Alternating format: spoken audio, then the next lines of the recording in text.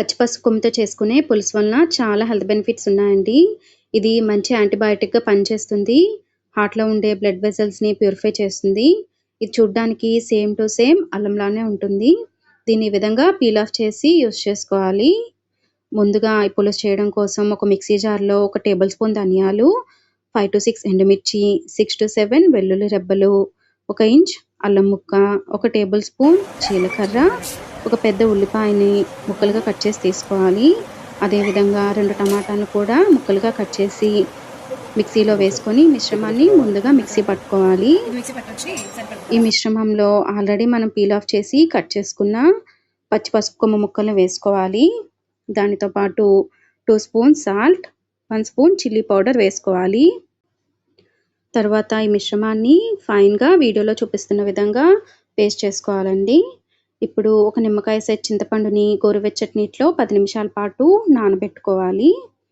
ఈ పులుసు చేయడం కోసం ముందుగా స్టవ్ వెలిగించి పాన్ పెట్టుకొని అందులో 2 టేబుల్ స్పూన్ ఆయిల్ వేసుకోవాలండి. ఆయిల్ బాగా వేడెక్కిన తర్వాత 1 స్పూన్ ఆవాలు, 1 స్పూన్ జీలకర్ర, 1 స్పూన్ మినపప్పు వేసి వేయించుకోవాలి.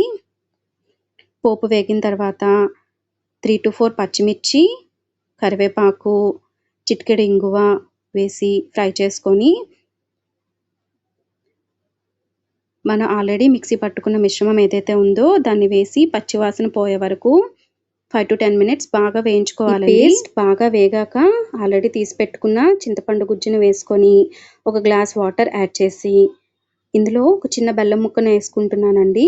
బెల్లం ముక్క యాడ్ చేయడం వల్ల పులుపు, ఉప్పు, కారం అన్ని రుచులు సరిగ్గా బ్యాలెన్స్ అవుతాయి. మిశ్రమాన్ని బాగా కలిపి 10-15 మినిట్స్ ఆయిల్ పైకి తేలే వరకు మగ్గించుకోవాలండి. ఈ విధంగా ఆయిల్ పైకి తేలిందంటే మన పులుసు రెడీ అయిపోయినట్టే. పచ్చి పసుపు కొమ్ములో కర్క్యూమిన్ ఉండడం వలన క్యాన్సర్ కణాలను సైతం నాశనం చేయగలిగే శక్తి దీనికి ఉంటుంది. మరి ఇన్ని హెల్త్ బెనిఫిట్స్ ఉన్న దీంతో మీరు కూడా రెసిపీని ట్రై చేసి చూడండి. మీరు కూడా ట్రై చేసి ఈ రెసిపీ ఎలా ఉందో నాకు కామెంట్ బాక్స్‌లో తెలియజేయండి.